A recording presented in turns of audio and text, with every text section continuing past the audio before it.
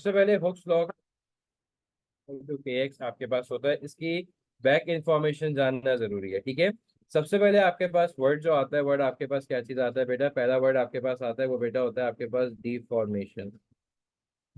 वो आपके पास क्या होता है बेटा, डिफॉर्मेशन। ठीक है, डिफॉर्मेशन आपके पास आपको क्या एक्सप्रेस करता है, डिफॉर्मेशन आपके पास क्या होता है, दी चेंज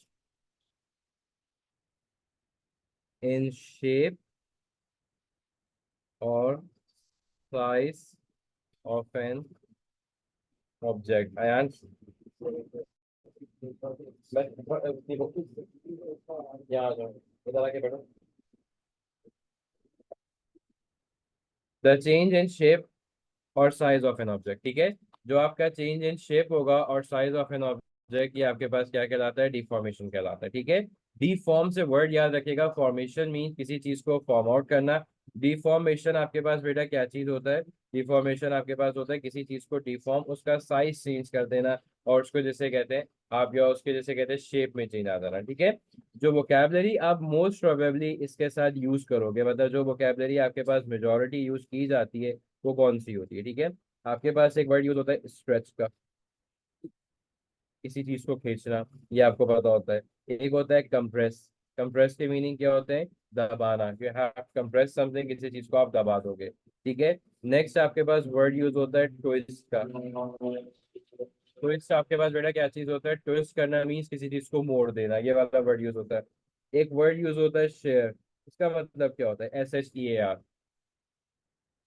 शेयर का मतलब क्या चीज होता है, एनीवन इन द क्लास, पहले भी बताया था रिवीजन के अंदर, शेयर का मतलब क्या चीज होता है, जल्दी बताइए। जी जी जी जी जी, ओके, ना ना ना ना, जल्दी से बताइए।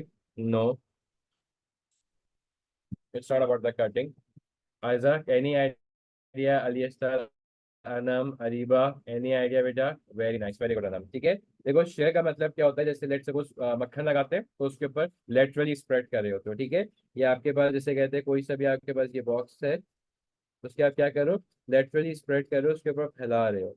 ठीक है, ऐसे करके ये आपके पास शेयर ये चीज कहलाता है। ठीक है, मीनिंग इसलिए बता रहा हूँ कि ताकि क्वेश्चन रीड करने में जो आपने कहा ना कि हुक्स लॉ के क्वेश्चन में मसला आ रहा है, उसका आने का मसला है कि वोकैबलरी वीक है। ठीक है, नेक्स्ट आपके पास क्या चीज होता है, बेंडिंग। बेंडिंग का आपको मतलब पता है, बेंडिंग का वर्ड आपके पास अक्सर यूज होता है। ठीक है,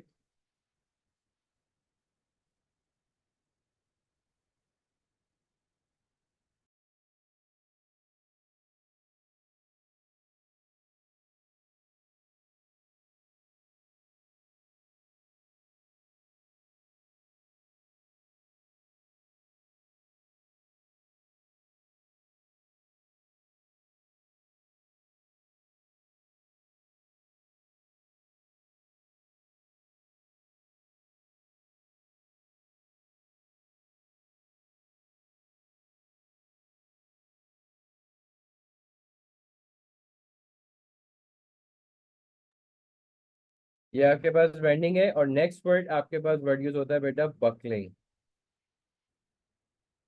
बकलिंग का पता है, व्हाट इज दिस बकलिंग,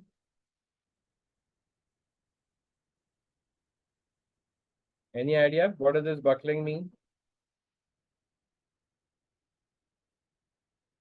जल्दी बताओ Jeeva, any idea what is this buckling means.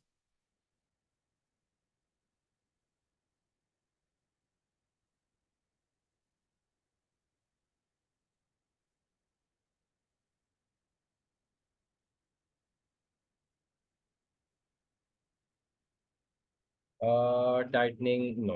Buckling basically physics में आपके पास ये होता है, हम लोग केन्स पीते हैं पानी के, उसके कोल्ड ड्रिंक्स वगैरह के ऊपर से फोर्स लगाई हमने इसके ऊपर, यहाँ से हमने इसके ऊपर फोर्स लगाई। ठीक है, तो ये कैसा हो जाएगा, ये इस तरीके से यूं हो जाएगा, इसको हम बकलिंग कहते हैं।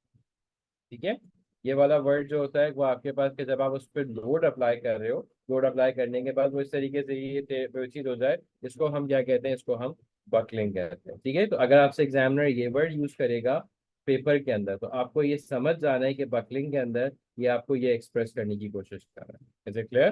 तो बकलिंग का आपके पास बेटा क्या चीज होगा कि आपको इस तरीके से वो आपको बताने के लिए कि आपके पास आपकी कोशिश कर रहा है कि बकलिंग जो है वो देखो होता है, ये वोकैबलरी वो कॉमन वर्ड है जो आपके पास MCQs में भी यूज होंगे, ये वो कॉमन वर्ड है जो आपके पास थ्योरेटिकल पार्ट में भी यूज होंगे। ये सारे वर्ड्स के मीनिंग बताए इसलिए ताकि क्वेश्चन को अंडरस्टैंड करने में आप लोगों के लिए इजी हो, ठीक है। नेक्स्ट पार्ट मेरा बेटा आप लोगों के पास आता है, नेक्स्ट पार्ट, ठीक है। अब नेक्स्ट डेफिनेशन मुझे बताओगे, फोर्स। फोर्स क्या चीज होती है?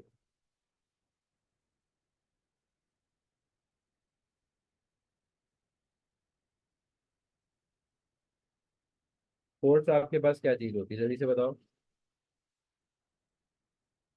कोई बच्चा बताएगा? Very nice. जल्दी से बताओ, इसमें सोचने वाली क्या बात है? अ पुश और अ पुल। फोर्स आपके पास क्या होती है? दैट्स अ पुश और अ पुल। या इसकी एक और डेफिनेशन भी आप देख सकते हो, rate of change of momentum, ठीक है। Rate of change of momentum, ठीक है। मास इनटू एक्सेलरेशन आप डेफिनेशन में नहीं कर सकते, सिंपल डेफिनेशन ये होती है, इट इज अ पुश और अ पुल। और अगर आपके पास बहुत पे अच्छी याद है तो rate of change of momentum ये आपके पास लिखती है, मास इनटू एक्सेलरेशन आपने फॉर्मूला को एक्सप्लेन किया है, ठीक है। तो इसलिए आपके पास ये हो जाएगा, ठीक है। तो ये डेफिनेशन जो आपके पास स्टेटमेंट में आइडेंटिफाई करने को आती है सबसे ज्यादा, वो पुश और पुल आपके पास आती है, ठीक है। फोर्स का ऐसा यूनिट क्या होता है, जल्दी से बताओ। What is the SI unit for the force? Very nice, it's a newton over there, ठीक है। अब आपके पास जो है बात की जाती है, बात की आपके पास यहाँ पर जो होती है वो एक्सटेंशन, ठीक है। कुछ टर्मिनोलॉजी जो मैं आप लोगों को क्लियर करा रहा हूँ वो आप लोगों को हेल्प आउट करेंगे इसके क्वेश्चंस करने में, आसान हो जाएंगे। अब इसके क्वेश्चंस भी आपसे, एक्सटेंशन क्या चीज होती है? What does this extension mean?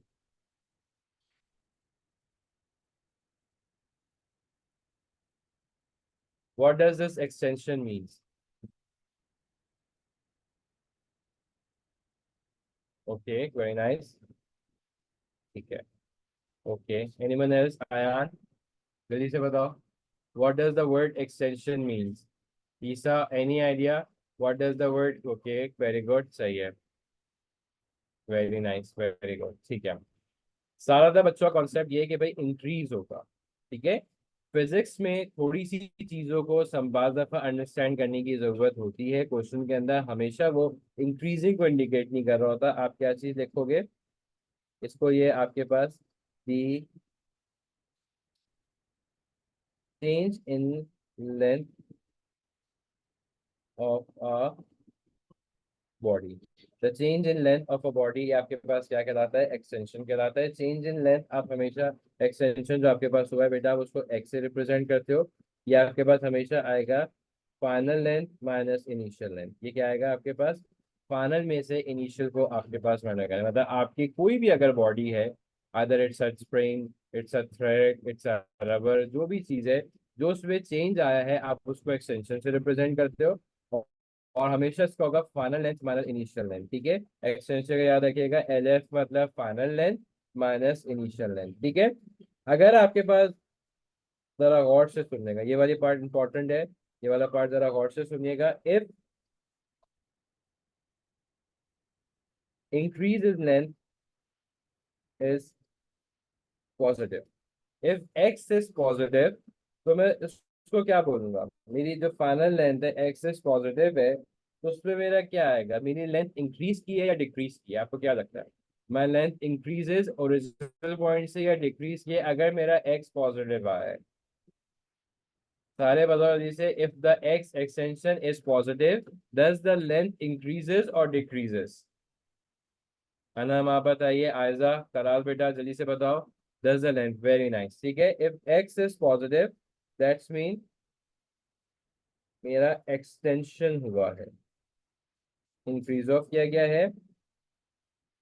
Final जो है मेरी इनिशियल से बड़ी, फाइनल लेंथ जो थी मेरे इनिशियल से मेरे पास क्या थी? बड़ी थी।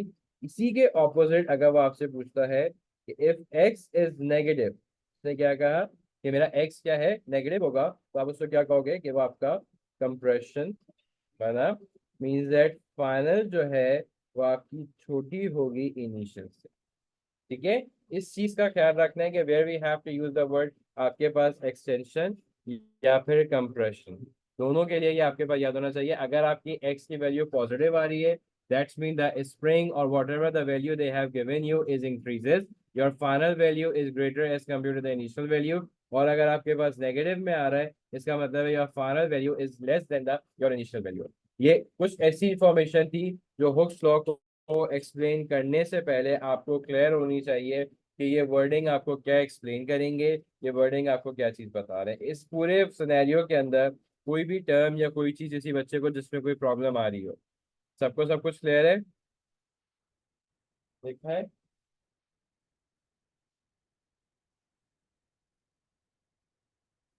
It's being clear to you? Areeba clear है, अम्मार क्लियर है, अनम बेटा क्लियर है? ठीक है। अब आ जाओ मेरे पास हुक्स लॉ। जो हुक्स लॉ बेसिकली एक्सप्रेस कर रहा है,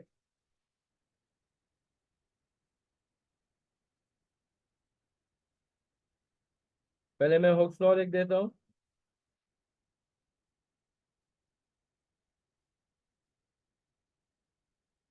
force applied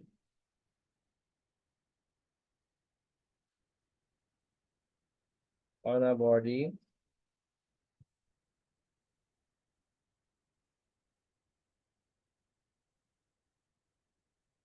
is directly proportional to its extension. Is directly proportional to its extension within the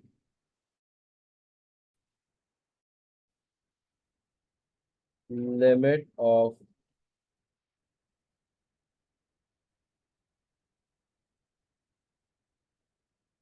proportionality।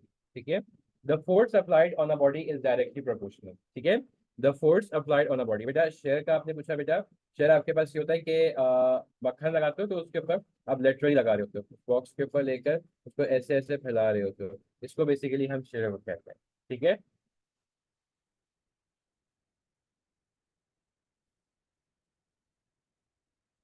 Clear हो गया हर्षद? अच्छा, coming back towards the topic, Hooke's law आपको ये कहता है the force applied on a body is directly proportional to its extension within the limit of proportionality. आपके पास limit of proportionality आपके पास ये चीज बता रहा है कि आपके पास जो है वो उस लिमिट में, कॉमन सेंस की बात है। आप किसी भी बॉडी के ऊपर जितना लोड आएगा वो उतना ही स्ट्रेच करेगा, उसमें इतनी ही एक्सटेंशन या इतने ही चेंज और शेप आएगा, क्योंकि ये एक यूनिवर्सल लॉ है। आपके हाथ में मैं एक बुक रखूं, आपको उस एतबार से स्ट्रेस होगा। मैं उसी बुक के ऊपर 10 बुक्स का बंडल और रख दूं, उसका स्ट्रेस उस एतबार से होगा। सो काइंडली जो है ये कॉमन है कि फोर्स जो जो आप अप्लाई करोगे वो डायरेक्टली प्रोपोर्शनल एक्सटेंशन।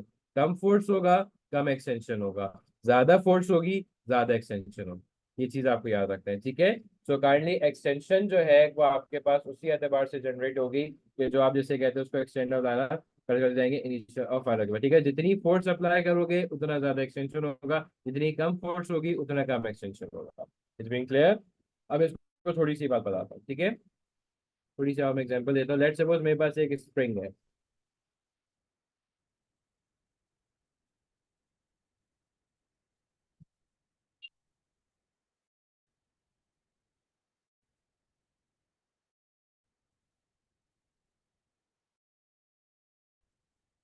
ठीक है? ये इसकी ओरिजिनल लेंथ है जो मेरे पास यहाँ गिवन है, ये इसकी ओरिजिनल लेंथ है।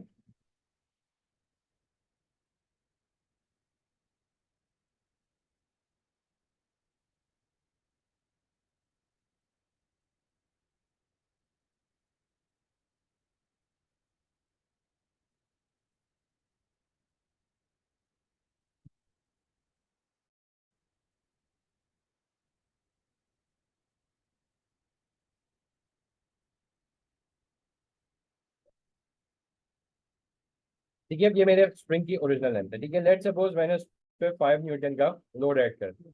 किसी भी सिनेरियो में मैंने 5 न्यूटन का लोड ऐड कर दिया, तो अब आप देखिएगा,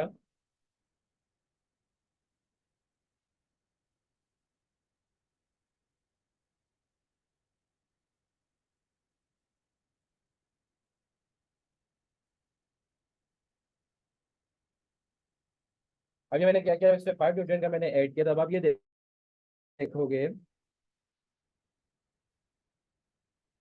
इसमें देखो इंक्रीज आया है।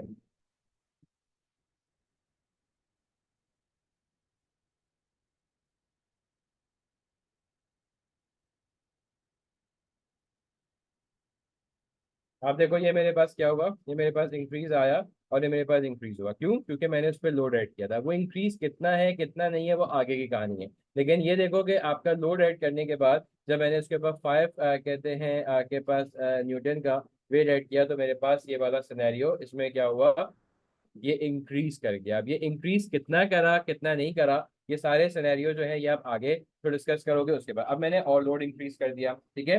नेक्स्ट स्टेप पे मुझे एग्जामिनर ने कहा कि अब आपको और लोड इंक्रीज करना है, तो मैंने क्या चीज किया, मैंने उसके और लोड को इंक्रीज करके 5 के बजाय मैंने अब 10 न्यूटन का रख लिया। अब क्या होगा मेरे पास,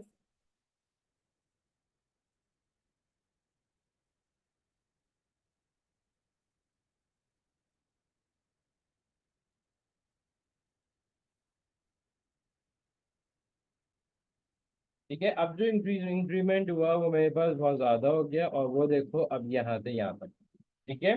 तो ये इस लॉ को टोटली टोटली एक्सप्लेन कर रहा है कि whatever the load when you are increasing, so stretching capability भी जो है वो आपके साथ साथ इंक्रीज होती चली जाएगी और आप उसको स्ट्रेच करते चले जाएंगे। Any confusion?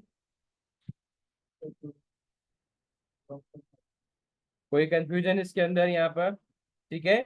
तो स्ट्रेस जो है वो डायरेक्टली प्रोपोर्शनल है आपके पास, जो इसकी एक्सप्रेशन लिखने को जब आपके पास आएगा बेटा, तो इसका एक्सप्रेशन आप कैसे मेंटेन करोगे, आ जाओ। ये फोर्स इज डायरेक्टली प्रोपोर्शनल आपसे कहता है, ये force is directly proportional to the extension. So force आपके पास प्रोपोर्शनलिटी का साइन जब आप रिमूव करोगे तो आप यहाँ पे लगाते हो के और फिर ये एक्स आ जाएगा, ठीक है।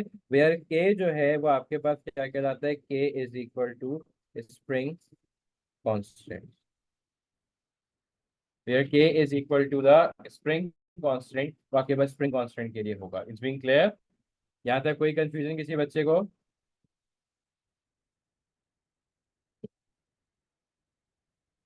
अब एक चीज मैं आप लोगों को बताने जा रहा हूँ, जो एमसीक्यूज के अंदर आप लोगों के पास बहुत कॉमनली आता है, जिसमें गलतियां सबसे ज्यादा जनरेट होती हैं, ठीक है। बहुत रिलैक्स होकर इस चीज को देखना, और जो है,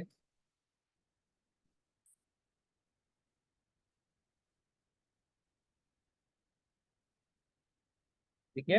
ये आपके पास पहले में फोर्स है, फिर दूसरे में आपके पास लेंथ है, और फिर एक्सटेंशन है, ठीक है। अब वो आपसे कह रहा है कि लेट सपोज मैंने अभी कोई फोर्स नहीं लगाई, ठीक है। मैंने अभी कोई भी फोर्स नहीं लगाई, जीरो फोर्स थी मेरे पास, तो लेंथ मेरे पास कितनी है बेटा, 10 है।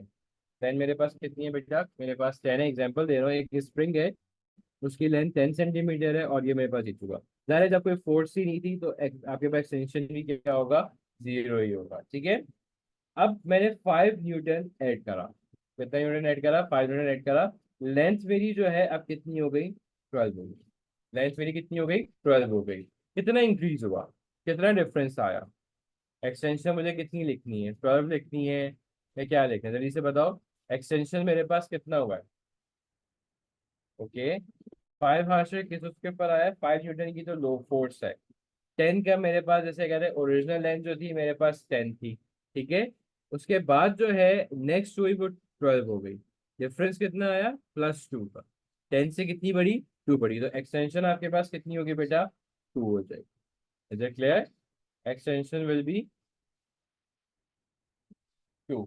एक्सटेंशन मेरे पास जो है वो क्या कहलाएगी बेटा, एक्सटेंशन मेरे पास होगी 2। ये चीज आपको याद रखनी है। It's being clear? Very nice, ठीक है। किसी बच्चे को ऑब्जेक्शन के साथ वाई इज इट 2? आशा मेरी बात समझ में आई?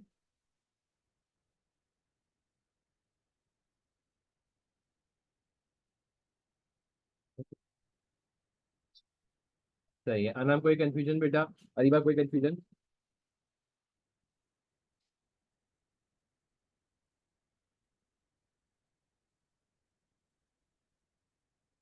ओके। अब मैंने क्या किया, मैंने 5 न्यूटन को रिमूव करके मैंने लगा दिया 10 न्यूटन। मैंने अब क्या लगा दिया, 10 न्यूटन मैंने कर दिया। मैंने 5 न्यूटन को रिमूव किया और मैंने अब लगा दिया 10 न्यूटन। तो जल्दी से मुझे बताओ कि अब क्या होगा। अब मुझे बताओ लेंथ क्या होनी चाहिए, 5 न्यूटन को रिमूव करके मैंने 10 न्यूटन लगा दिया। What should be my length, length क्या होनी चाहिए? Very nice,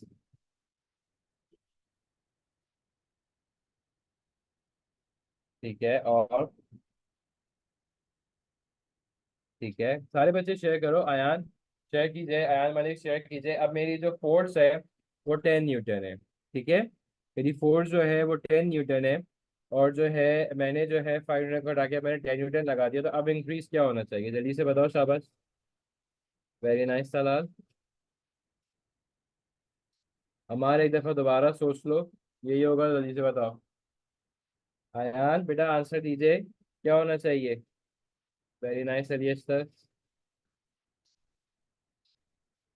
okay very nice. देखो बहुत सारे बच्चे क्या कर रहे हैं, डायरेक्टली प्रोपोर्शनल को क्या कर रहे हैं कि इसको 12 को 24 कर, डबल कर रहे हैं। ठीक है, ये हमारी क्या हो गई, ये डबल हो गई।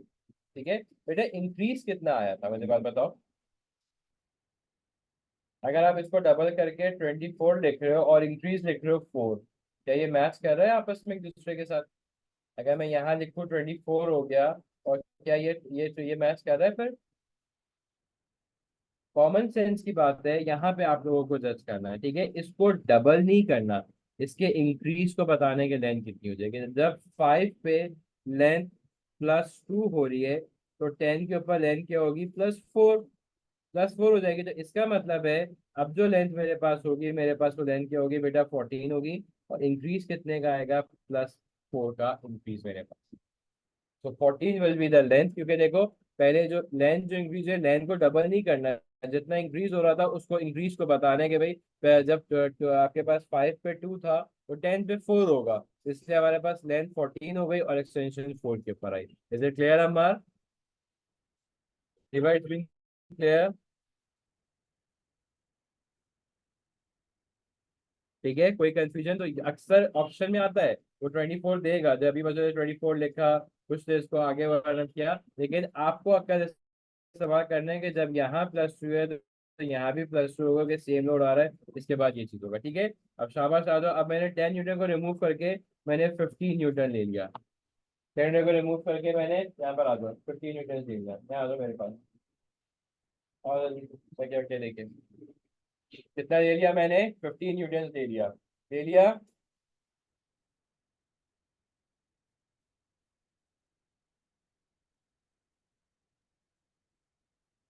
वेरी नाइस, जल्दी से बताओ सारे के सारे अयान। जल्दी से बताओ अयान, में जल्दी से बताओ 16 का होगा तो क्या चीज होगा। Very nice Areeba, very good. Very nice very nice very good, चलो अल्हम्दुलिल्लाह कॉन्सेप्ट क्लियर हो गया। लेंथ कितनी हो जाएगी, 16 हो जाएगी, और +6 का इंक्रीज आएगा। तो ये टेबल एमसीक्यूज के लिए इंपॉर्टेंट है। जो एमसीक्यूज के जैसा आप बोल रहे थे कि एक्सटेंशन क्लियर आउट नहीं हो रहा, एक्सटेंशन ये प्रॉब्लम है कि ये इस तरीके से होगा। नेक्स्ट वी हैव द 20, सारे लोड रिमूव करके 20 का कर दिया। What will be the new length, जल्दी से बताओ, न्यू लेंथ मेरे पास मेरी क्या होगी। Very nice very good excellent शाबाश, वेरी नाइस वेरी नाइस। ये कॉन्सेप्ट क्लियर हो गया, इसको डबल नहीं करना, इसके इंक्रीज की लेंथ बतानी है, जितना इंक्रीज आ रहा है वो ओरिजिनल लेंथ में ऐड करनी है। ओरिजिनल लेंथ को 24, 50, 60, 90 करने की जरूरत नहीं है, जो एक एक्सटेंशन है उसको आप उस पर कर दोगे, ये हो जाएगा आपके पास 18, और ये हो जाएगा +8 आपके पास। क्लियर, वेरी नाइस, चलो शाबाश। तो एफ एन एक्स जो है आपके पास increase by the same proportion. याद रखिएगा कि फोर्स, जितनी फोर्स आप लगाओगे उतनी ही एक्सटेंशन होगी। ठीक है, जितनी फोर्स आप लगाओगे उतनी ही एक्सटेंशन आपके पास आएगी। ये चीज आपको क्लियर होनी चाहिए। बेटा पहले वाली वो आपको देगा, ऐसे नहीं देगा कि इतनी होनी चाहिए, जरा एक्सपेरिमेंट तो आप नहीं करे।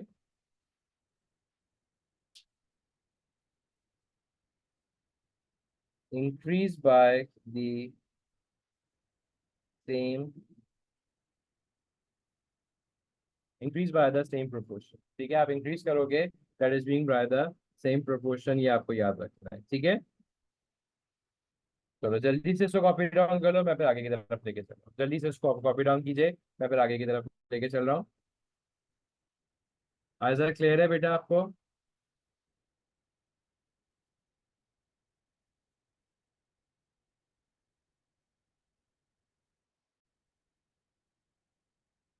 फिर अभी तकरीबन 20 मिनट्स और लगे, 15-20 मिनट्स लगेंगे, ये वाला टॉपिक मैं आज कंप्लीट करा दूँ, ताकि जिनको प्रॉब्लम आ रही है, ताकि ये एक पार्ट रिवीजन में हो जाएगा। ओके, नेक्स्ट उसके ऊपर आओ। नेक्स्ट आपके पास आता है ऐसा, स्प्रिंग कांस्टेंट क्या चीज होती है, अक्सर पढ़ते हुए आते हैं। स्प्रिंग कांस्टेंट को हम कैसे डिस्क्राइब कर सकते हैं?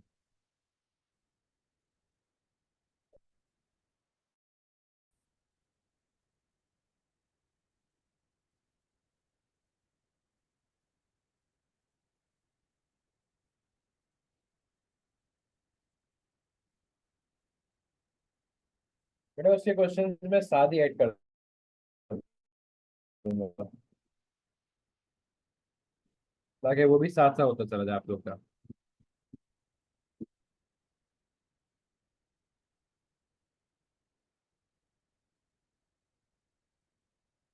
Yes, what is spring constant, कुछ आइडिया है किसी को? No idea. बेटा स्प्रिंग कांस्टेंट जो होता है इसको आप रिप्रेजेंट करते हो किससे? ए से, सबसे पहली चीज। उसके बाद ये होता है कि इज दी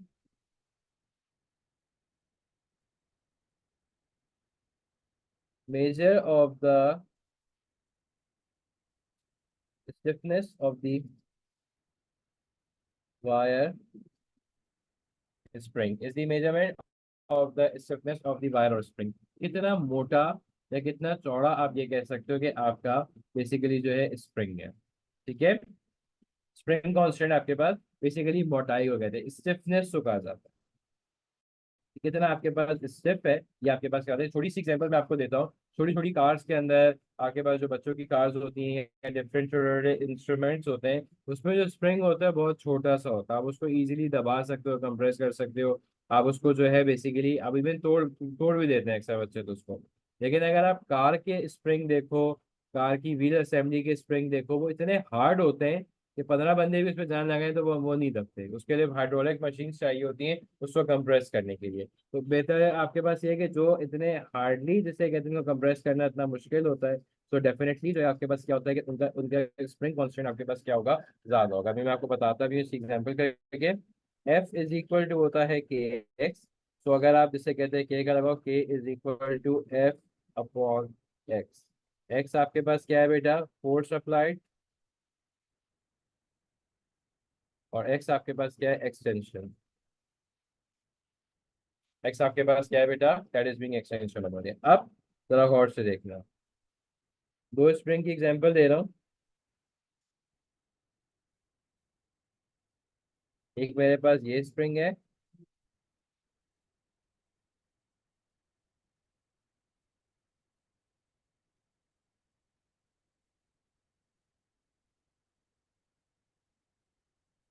देखो दोनों स्प्रिंग में से आपको कौन सा लगता है, किसकी कौन कौन किसकी स्प्रिंग कांस्टेंट की वैल्यू ज्यादा होगी? इसे स्प्रिंग ए, स्प्रिंग बी, किसकी के की वैल्यू ज्यादा है? Which one is more stiff? Okay, okay, very nice, very nice. ठीक है, very good. So spring b की जो है, तो लेट सपोज स्प्रिंग कांस्टेंट आपके पास जो है इसकी वैल्यू आपके पास ज्यादा होगी, इसकी वैल्यू आपके पास क्या होगी, कम। ठीक है, इसकी वैल्यू ज्यादा होगी और इसकी वैल्यू आपके पास क्या हो जाएगी बेटा, इसकी वैल्यू आपके पास कम हो जाएगी। ठीक है, तो ये आपके पास क्या कहलाएगा। उसके बाद अगर लेट सपोज ऐसे स्प्रिंग ए है, इसके लिए हम क्या चीज करेंगे, के ए का मतलब क्या लिखा हुआ है, जैसे spring constant k a is equal to 10 newton per centimetre, और k B is equal to 70 newton per centimetre. इसका मतलब क्या है, के ए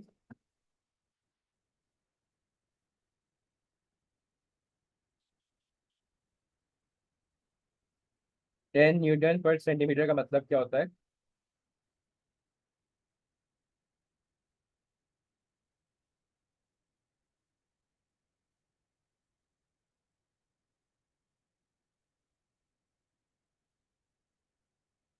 10 न्यूटन ऑफ फोर्स इज, ठीक है, अगर आपके पास ये कोई भी वैल्यू हो सकती है, कोई फिक्स नहीं है कि एक ही होगी, तो मेरी अपनी तरफ से लगाई हुई है। 10 Newton of force is needed for 1 centimetre of extension.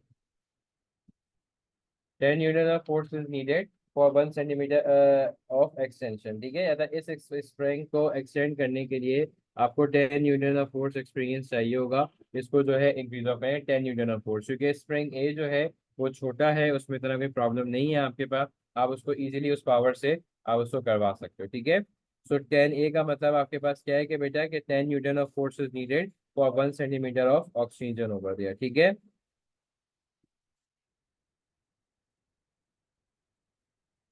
के बी का मतलब क्या है, K B is equal to 70 newton per centimetre, means 70 newton of force is needed. आप देखो, ये सेम एक्सटेंशन है 1 सेंटीमीटर की, और 1 सेंटीमीटर ऑफ एक्सटेंशन, और 1 सेंटीमीटर ऑफ एक्सटेंशन, ठीक है। नहीं हो रही है, अच्छा एक सेकंड रुको।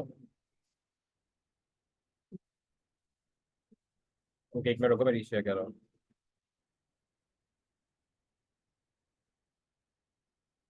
अब आ रही है स्क्रीन?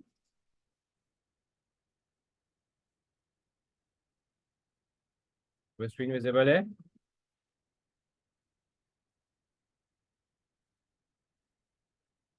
स्क्रीन आ रही है? दिखाओ।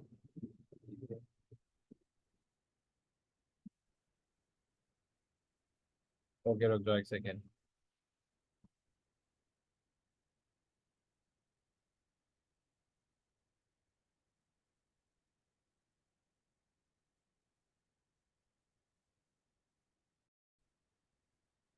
बारह इस चीज को बता देता हूँ आपके पास कि अगर आपसे वो पूछता है, आपको ग्राफ देगा, आप ग्राफ में क्या चीज देखोगे बेटा, कौन सा आपके पास ज्यादा हार्डर है, आप क्या चीज करोगे बेटा। आपने सबसे पहले जो है ये चीज देखना है कि फोर्स है आपके पास, ठीक है, और आपके पास जो है ये फोर्स और ये आपके पास एक्सटेंशन है। उसने लेट सपोज बोला कि मुझे 40 न्यूटन के ऊपर बताओ किसकी है। आपने सबसे पहले लाइन लगाई और देखा कि एक्सटेंशन क्या आ रही है, ठीक है। आप देखोगे ए के ऊपर एक्सटेंशन आपके पास इंक्रीज कम है, बी के ऊपर उसी सेम फोर्स पे इंक्रीज ज्यादा है, इसका मतलब है बी जो है आपका सॉफ्ट स्प्रिंग होगा, और ए जो है आपका हार्डर स्प्रिंग होगा, क्योंकि उसी गिवन लेंथ के ऊपर उसका इंक्रीज कम हुआ है, उसका इंक्रीज क्या है आपके पास ज्यादा है। सिमिलरली जब वो ग्राफ उल्टा कर देगा, आपके पास ये एक्स और एफ इस तरीके से होगा, तो what you have to do, आप क्या चीज करोगे बेटा, वो आपके लिए जरूरी है कि आप इसे उससे बोला कि भाई 20 के ऊपर, तो आप चेक करोगे ले जाकर इस पे देखो ऑलमोस्ट सेम आ रहा है, इसमें कोई डिफरेंस नहीं आ रहा। सी वाला पार्ट जो है आप देखोगे उसके अंदर आपके पास जो है आपने फोर्स अप्लाई करी और एक्सटेंशन वही सेम फोर्स पे, उसकी एक्सटेंशन सबसे लो है, सबसे लोवेस्ट है, तो इसका मतलब है सी जो है आपका सबसे हार्डेस्ट होगा कि उसमें उसी सेम फोर्स पे एक्सटेंशन सबसे ज्यादा कम हुई है, इस वजह से आपके पास वो क्या कहलाएगा, हार्डेस्ट आपके पास वो होगा। Is it clear? अरे सर क्लियर है बेटा?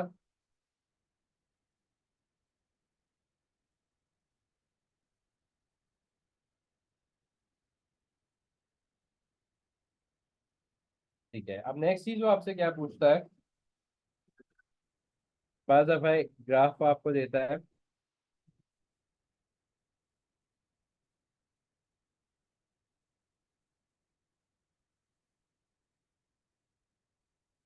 अक्सर देखो ग्राफ यहाँ से स्टार्ट हो रहा है, थोड़ा सा डिस्टेंस छोड़ के, ठीक है, और उसने कोई सी भी फोर्स के ऊपर बात करी।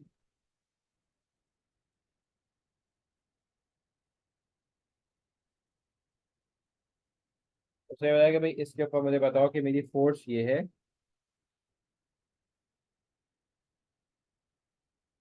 और मेरे पास ये मेरी लेंथ है, ठीक है, ये मेरे पास लेंथ और, ठीक है।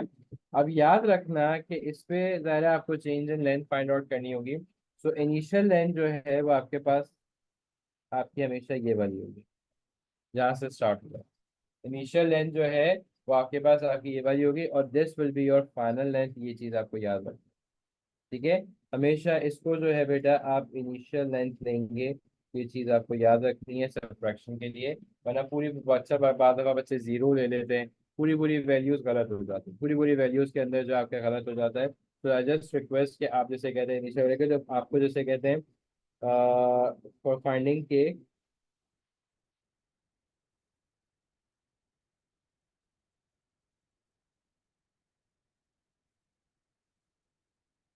First find x, x is equal to l f minus l i, then apply f is equal to kx, then apply x is equal to kx, is it clear? ठीक है, यहाँ तक कोई मसला? अरीबा क्लियर है? अनस बेटा क्लियर है? Aiza any confusion बेटा?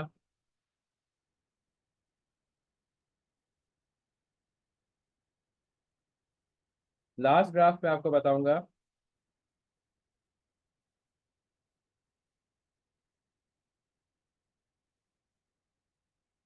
आयान, लिख रहे हो?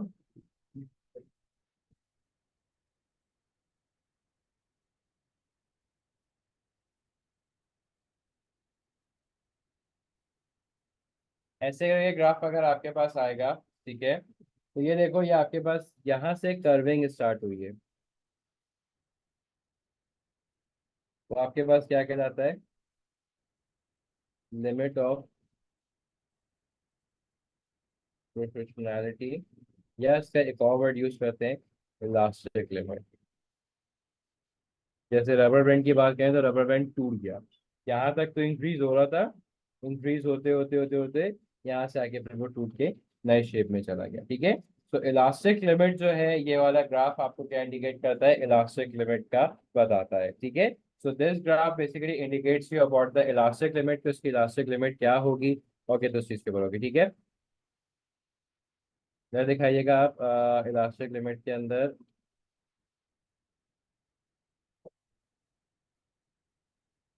बस बेटा लास्ट है, दी टॉपिक है, the point till which object returns back to original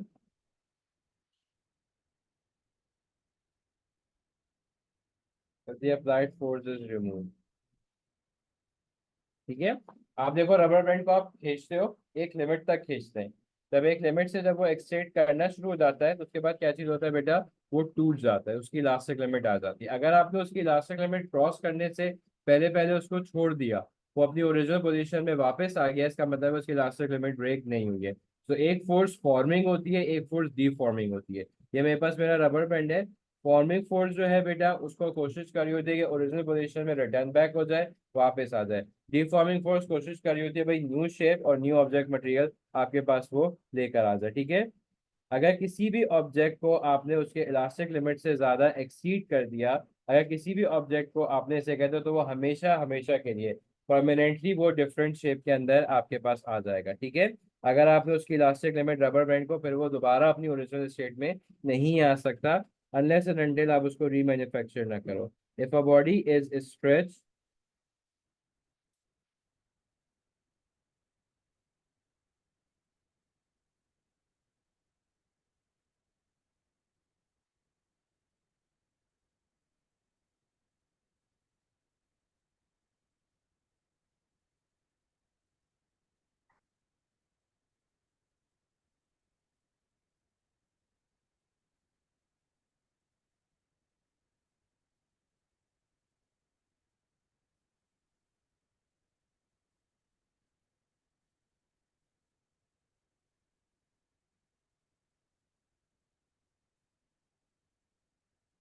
doesn't return back to its original position, ठीक है। अगर इसका ग्राफ आपके पास, वो आपसे पूछता है कि मुझे बताओ कि मेरा ओरिजिनल पोजीशन में आया या नहीं आया, बहुत छोटी सी बारीकी चीज आपको बता रहा हूँ, बस ये लास्ट है।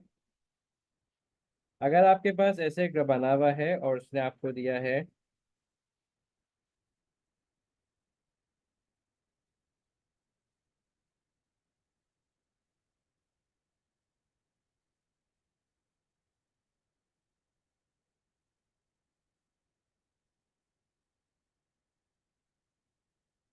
पहले ये क्या हुआ?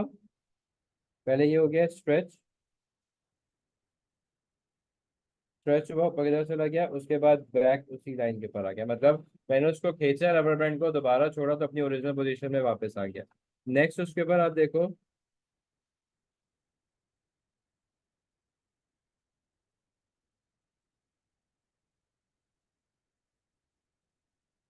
फ्रीज हुआ,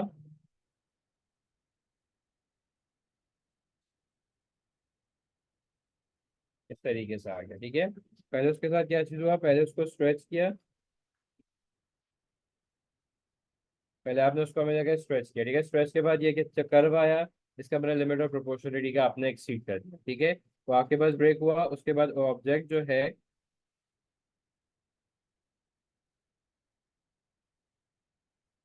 अपनी ओरिजिनल पोजीशन के अंदर वापस आ गया, वो न्यू पोजीशन के अंदर जो है उसने अपने पास रहकर आ गया।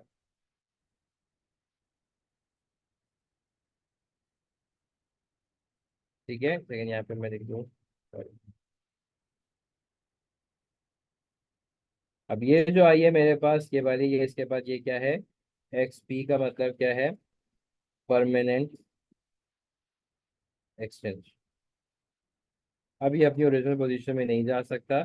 ये आपके पास जो जो बैक हुआ, ये एक डिफरेंट लेंथ के साथ, एक डिफरेंट ऑब्वियसली शेप के साथ हुआ होगा। और ये तरीके तो जब ऐसा ग्राफ आएगा सिंगल लाइन पे बैक एंड फोर्थ हो रहा है, इसका मतलब बेटा प्रोपोर्शनलिटी आपकी कहीं एक्सटेंड नहीं करी। और अगर इस तरीके से आपके पास होगा, कर्व आने के बाद एक न्यू पोजीशन में आ रहा है, इसका मतलब है कि आपके पास न्यू लेंथ आ गई। It's be clear to everyone.